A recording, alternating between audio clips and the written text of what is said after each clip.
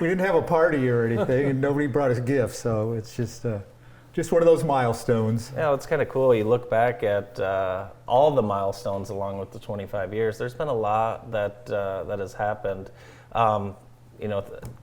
Thinking back to the beginning of your time with the EG, Chemitol and Technique, and it's hard to believe that did those start like 9 years ago? The building started on those 9 years ago? 10 years? Well, probably eight years ago. Yeah, wow. Yeah, time flies. You have a lot of things that happen, and you don't really celebrate them. You just move on to the next thing. Yeah. And I guess you could take stock anytime you want, but because it was 25 years, we just stopped and kind of looked backwards, and a lot's happened during that time. And luckily, I had Debbie there, who's the historian. I think she's been there 22 of the 25 years. So we started putting that list together. It was kind of interesting. It really is amazing when you look at all the accomplishments and the growth of the community that really was aided by the work that the Enterprise Group has done. Well, I think, a lot of times what we do is quiet. It's not headline stuff, and our role is only a part. There's always partners and all those things. So, but it's good. It's good for ourselves internally just to look back, and because every day it seems like, oh, we got to hurry up and get this done, or we got this challenge. And you don't really ever stop and look back, and how quick time goes. When you start to put that list together, and it's like, wow, that was 2 years ago. That was 3 years ago. Even the Armory Arts, to think that was already 20 years ago is shocking to me. Yeah. It just feels like. Yeah. But I think to your point, we work on stuff and then on to the next. Yeah. The one thing I didn't put on the list was when we divested ourselves from Armory Arts, which was a milestone for me too, because that had turned into a real challenge for us. But it's still there, and it's still an asset to the community. So. Yeah.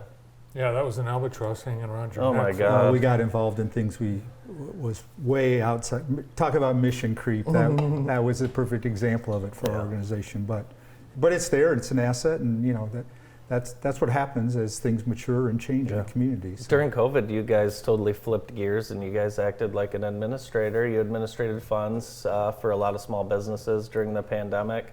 I'm sure that's something you never thought that you guys would ever be doing at the EG. And I think, when I was putting this list together, I didn't realize that our foundation had been created in, I think, 2005, 2006.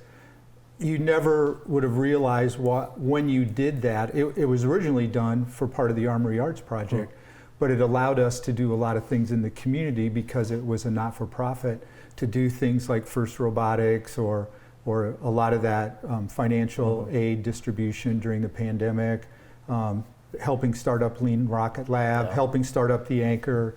It's just that's really been our role with a lot of those things, is get things up and running and then let them go their own way. And having the foundation really allowed us to do a lot of those things.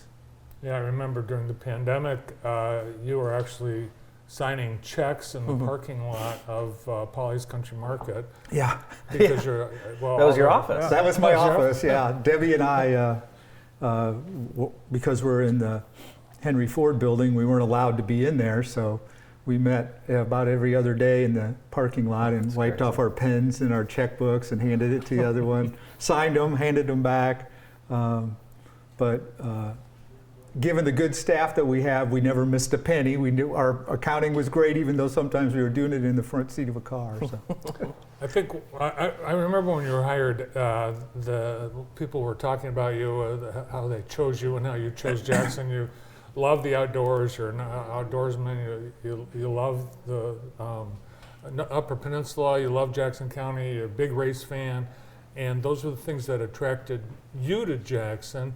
But those are also the reasons that you really dug in roots. Yeah, and I would tell you probably the one thing that was at the top of that list when we moved here, our youngest son was a junior in high school, and the ISD and Career Center was a path he was on, and that, when you're that age and you're trying to move a 15, 16-year-old, it's not a popular choice with him. And that gave him a lot of opportunities that have really helped him blossom in his career in the community. So.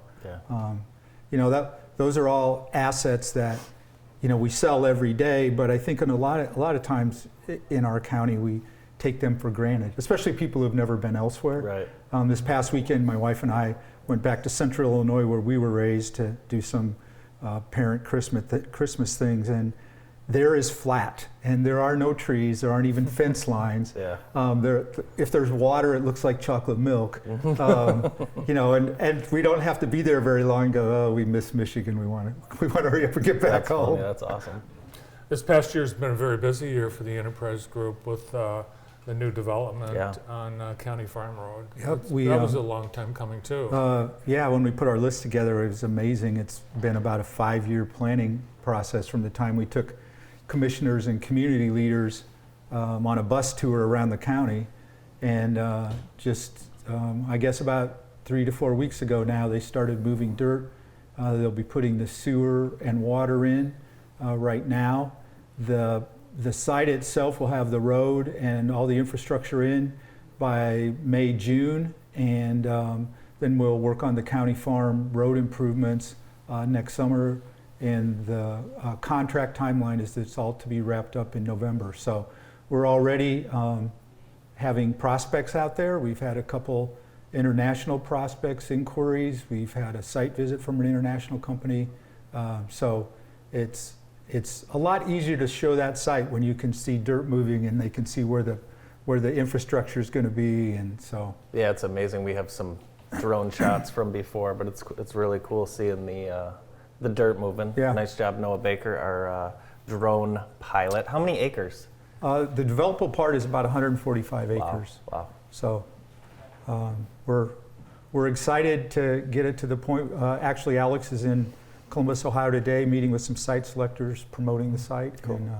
And we've moved into that phase of actually working on it, but also working on promoting it to potential prospects. So. Yeah, when you took that group around on that bus tour 10 years ago or whatever, I remember look, there's no service here. Yeah. No one's going to want to be here. No cell service or no fiber optic but this is going to be shovel ready. It has great natural gas, and one of the huge benefits it's electric capacity. In today's world, a lot of the projects are focused on being suppliers to electric vehicles and electric batteries. And the development of an electric battery for a car takes a lot of electricity. And we're really well positioned there on that site for those kind of projects. Not only Zach, but you have been helping other students get skilled training in Jackson County. You developed a lot of partnerships with educators, and the JAG 3 initiative. You're a big part of that too. Yep, that was one of those things. A bunch of community leaders and education leaders sitting in a room said, "What do we need to do?" And that program really flourished and was a model for a lot of changes at the state level. Where now we have early middle college that is across every community in the state. Every high school has the option to have that early middle college, which kind of took the need away for the JAG 3 program, because now that could just get folded in to the statewide early middle college. But we were kind of the front runners, if you will, out there working on especially the technical manufacturing skills for young people. Awesome. And the hits keep on coming. Mackey last week, a couple weeks ago, $72 million investment to retool the place. That's huge. I mean, and I think that's one of the things that we're going to see a lot of changes in with our local companies. I don't remember the exact statistic, but it's somewhere around an electric vehicle has 50% of the parts that a combustion engine vehicle has. And we have a lot of people who supply the automotive industry, and for somebody like Mackey has 1 million square feet and 1,000 employees, their ability to transform to supply electric vehicles for compressors was really important. And so it was a real team effort at the state level and the local level, with the Vice President Joe Shaughnessy really pitching the state that this was real transformational for him and his employees to be able to do that. And you don't think about all the things, and I learned a lot during that process, that a compressor in an electric vehicle has to produce heat as well as the ability to cool the car, because there's no heat generated by an engine. So, you know, there's a lot of interesting nuances to the electric vehicle industry. Thanks for all that you and the EG are doing, and thanks for being here today. Sure, thank you. Thanks, Appreciate it. CEO of the Enterprise Group of Jackson, Tim Rogers. More in the morning show after this.